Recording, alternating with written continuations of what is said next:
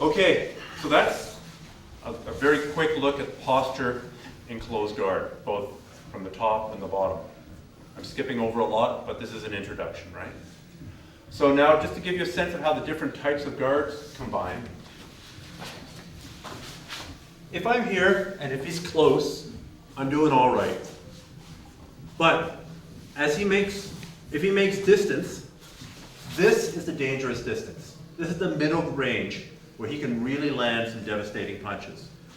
And you saw, especially in the earlier UFCs, a lot of really good jiu-jitsu players getting creamed here because they'd spent all their time on their backs working off of gi grips. All of a sudden it's, the guy's got a t-shirt, the guy's shirtless and he's all sweaty, you got no grips left. So at this point, if you can't pull him in, you have to go the other direction. If you can't have him close enough to limit his damage, you have to go further. So you're going to open your legs, and you're going to put a foot on his hip. Did you see what I did with my hips here?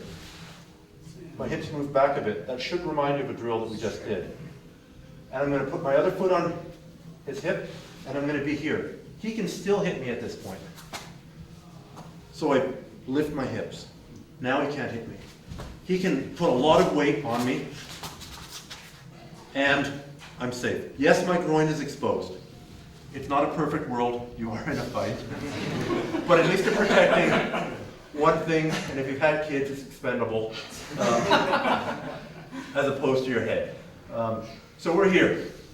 He's going to put weight on you, and we're going to have to do this easily because we don't have gloves and we don't have a mouth guard.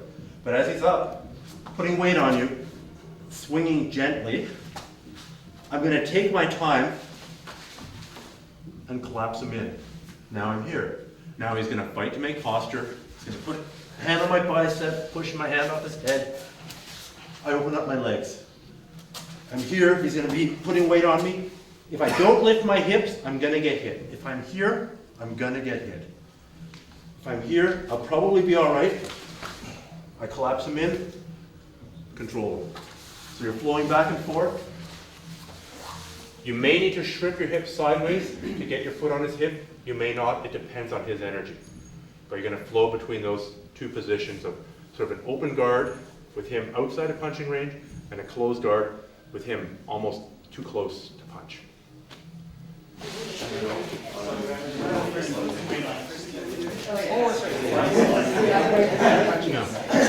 me 2 seconds.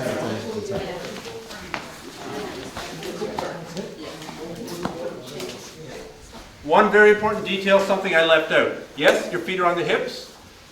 Your hips are up, but your knees are in the guy's shoulder. The more that he's pressuring you, the better your form has to be. This is all right, but this is better. As he's really punching you, put your knees in his shoulders. We're here, because it creates a straight line to bear his weight. Whereas if you're here, if he really drives, you've got a series of bends here. Your knee is bending, your hips are bending. He may be able to drive in. So especially if you're a smaller guy, not too strong, and he's really driving in, knees in the shoulders. Also, if you can, control the wrists. It's probably not going to be foolproof. You'll probably be able to rip a hand out, but at least then you know which punch is coming. Right? You'll have a kinesthetic sense. So just give that a try and alternate on your own.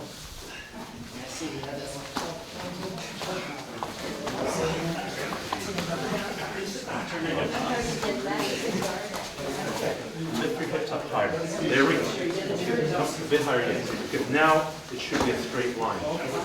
Like that. You're not going to be here forever, but are you using much effort now? But when you were bending your hips just a little bit, you're working. Basically, you take your moment, you collapse him while wrapping. So if I'm here, you can wait. There. He takes his moment. As he swings his arms to the side.